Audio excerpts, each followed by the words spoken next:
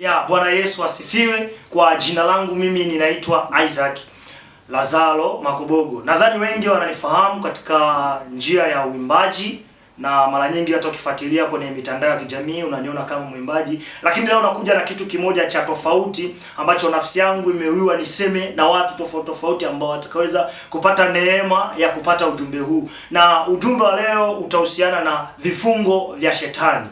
Unahusiana na vifungo vya shetani.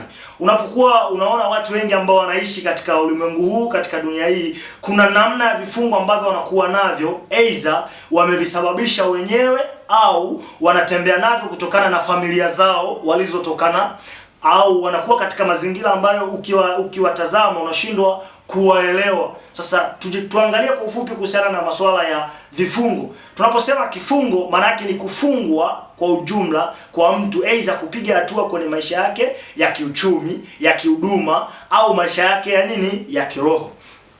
Kwa nini watu wa Mungu wanafungwa? Ili swali inabidi kila mtu pia tujiulize. Kwa nini watu wa Mungu wanafungwa? Kuna vitu mbalimbali ambavyo vinaweza vikasababisha wewe kama mtu wa Mungu ukafungwa na yule mwovu ibilisi ambaye ni shetani.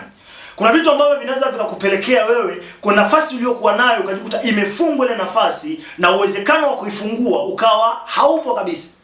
Ukiangalia, jambo la kwanza ambalo linasababisha watu wengi au watumishi wengi au waumini wengi kufungwa ni mazoea ya imani.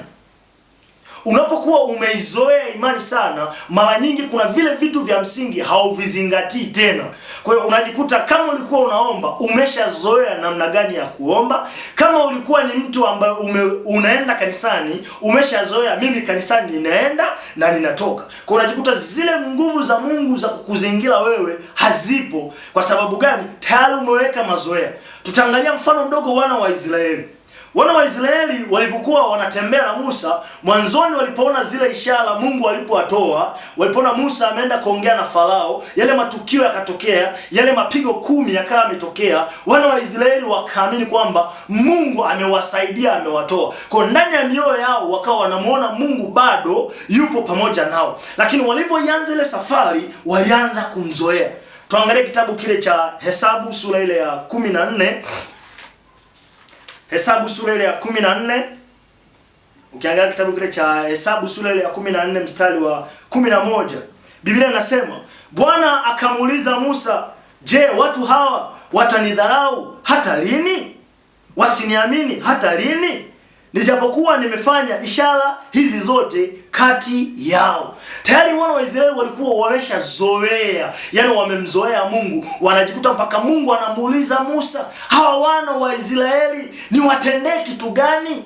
Kwa kupitia pale tayari unaona, yani vifungo vikaanza kuwaingia. Sasa vifungo vya wana wa Israeli viliwaingiaje? Ndio pale unajikuta wengine wanaanza wanamwacha Mungu. Wengine Musa alipokuwa kula akamwambia Haruni, tutengenezee sanamu. Musa pengine harudi tena, tayari wakaingia kwenye vifungo, na wengine ukifuatilia mpaka walipoteza maisha. Na huu ni mfano wa Kristo. Wakristo wanapoanza safari na Mungu, wanaanza katika njia ya unyenyekevu, wanaanza katika njia ambayo inakuwa imenyoka, lakini baadaye wanapozoea imani, wanaanza sasa kuchukulia ile hali ya mazoea. Kumbe mazoea ya imani ni moja ya kitu ambacho shetani anakitumia kufunga watu wengi.